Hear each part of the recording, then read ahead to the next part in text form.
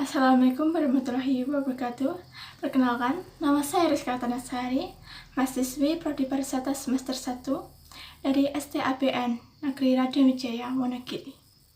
Saya di sini akan menjelaskan tentang pengertian sosiologi pariwisata, struktur dan fungsi sistem kepariwisataan, dan juga interaksi antara wisatawan dan masyarakat lokal. Pengertian sosiologi pariwisata. Masyarakat dan pariwisata tidak dapat dipisahkan. Hubungan antara keduanya saling berkaitan, berdekatan, dan menjadi pokok perkembangan pariwisata yang pesat.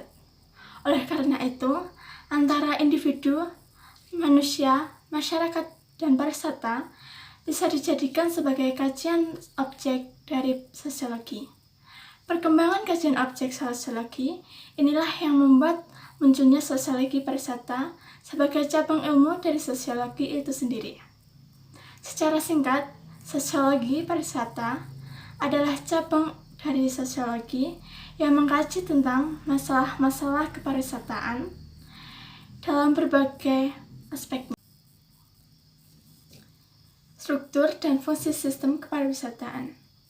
Pertama yaitu struktur sosial. Konsep-konsep dalam struktur sosial ini juga merupakan elemen-elemen yang berhubungan antara satu sama dengan yang lain, yang bersifat hierarkis. 1. Peranan sosial. Secara umum, peranan sosial merupakan pola tingkah laku yang terorganisir, terstruktur, dan dalam hak dan kewajiban yang terkait dengan status sosial seseorang dalam suatu organisasi dan masyarakat. 2. Posisi atau status sosial. Status sosial adalah satu kedudukan yang terdapat dan dikenal dalam sistem hubungan-hubungan sosial. 3. Tingkah laku dan peranan sosial. Tingkah laku dan peranan merupakan wujud dan bentuk nyata peranan yang diwajibkan dan dilakukan oleh seseorang yang memiliki status sosial tertentu di suatu masyarakat. 4. Yaitu interaksi sosial. Interaksi sosial atau hubungan timbal balik menunjukkan pada pertukaran pengaruh-pengaruh sosial, yaitu peranan dan tindakan seseorang yang berpengaruh pada orang lain, dan sebaliknya, pengaruh orang lain itu dirasakan, diterima oleh pihak pertama, dan seterusnya. Interaksi sosial melibatkan peranan wajib atau diharapkan dari individu atau seseorang. 5. Hubungan sosial. Hubungan sosial terbentuk oleh adanya pihak-pihak atau orang-orang yang saling membutuhkan, baik bersifat sesaat ataupun jangka panjang.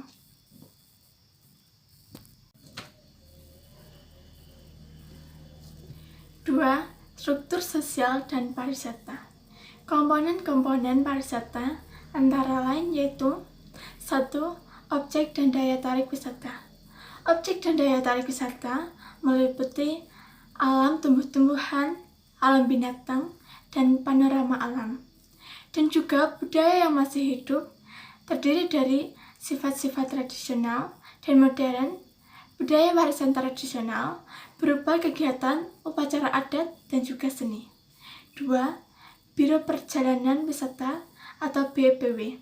BPW sebagai kelompok yang menyediakan layanan wisata yang lengkap.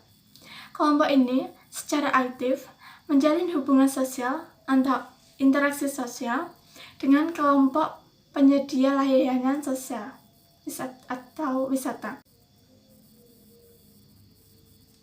3. Transportasi wisata. Komponen transportasi wisata meliputi transportasi darat, laut, dan juga udara. Transportasi wisata sebagai layanan perjalanan para wisatawan mencapai lokasi objek daya tarik wisata. 4. Hotel dan akomodasi lain. Komponen hotel dan akomodasi lain dikategorikan menurut kelengkapan dan mutu fasilitas ruangan dan layanan yang disediakan bagi tamu. 5. Restoran, kafe, dan rumah makan. Komponen ini merupakan salah satu layanan kebutuhan pokok pariwisata. Selama kegiatan, wisatawan melakukan perjalanan dan sampai di lokasi wisata, jenis dan kelas restoran dan rumah makan yang disajikan masyarakat beragam.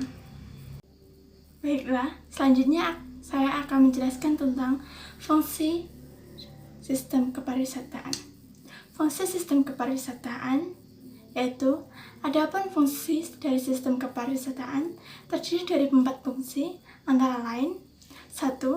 Melakukan pendataan atau inventarisasi sumber daya daerah, terutama di sektor pariwisata, termasuk di dalamnya A. Pemetaan wilayah pariwisata atau data mentah.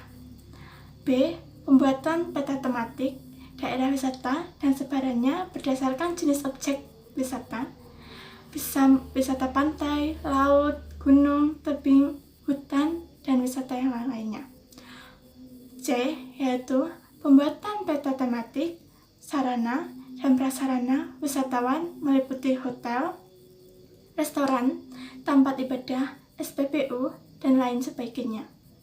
2. Menyediakan fungsi pengelolaan basis data pariwisata.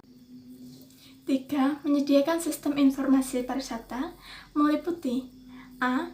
Jenis dan deskripsi objek wisata, letak daerahnya, transportasi menuju objek tersebut, dan program pariwisata, dan lain-lain.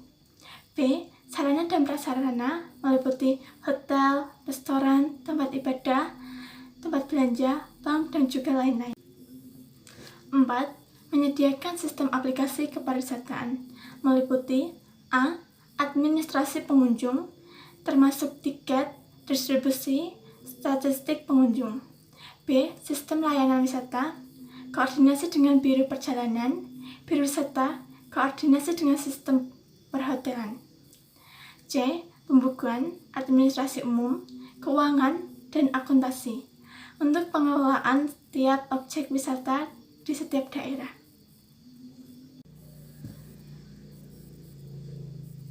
Selanjutnya, saya akan menyampaikan tentang interaksi wisatawan dengan masyarakat lokal. Interaksi sosial kepariwisataan dalam proses pariwisata, wisatawan datang mengunjungi daerah yang telah dihuni oleh masyarakat. Daerah tersebut kemudian akan terjadi berbagai bentuk interaksi sosial yang dilakukan antara kedua pihak.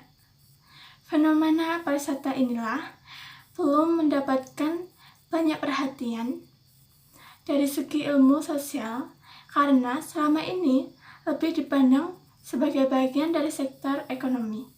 Namun, jika hanya berfokus kepada sisi ekonomi saja, pariwisata tidak akan dapat memiliki keberlanjutan yang lebih lanjut. Idealnya, kepariwisataan dapat menjadi jembatan budaya di mana interaksi wisatawan dengan masyarakat lokal dapat menimbulkan atau meningkatkan rasa apresiasi terhadap budaya lokal. Namun, dalam kenyataannya, hubungan yang terjadi tidak setara, di mana masyarakat lokal seringkali memandang wisatawan sebagai orang-orang yang lebih kaya dan berpendidikan. Fenomena ini disorot oleh George Dorsey yang dirumuskan dalam Indeks Iritasi atau IRIDEX pada tahun 1975. Dalam model indeks iritasi, ini dijelaskan bahwa masyarakat lokal tempat wisata akan melewati serangkaian emosi dan reaksi seiring berkembangnya industri pariwisata tersebut, yang semakin lama semakin terlihat dan persepsi mereka terhadap wisatawan akan berubah seiring dengan pengalaman perubahan yang diamati terjadi secara linear dari sikap yang mula-mula positif berubah menjadi sikap yang negatif seiring dengan pertumbuhan wisata. Sekian yang dapat saya sampaikan. Apabila ada perkataan yang kurang berkenan atau salah dalam bertutur kata, saya mohon maaf. Sekian, terima kasih.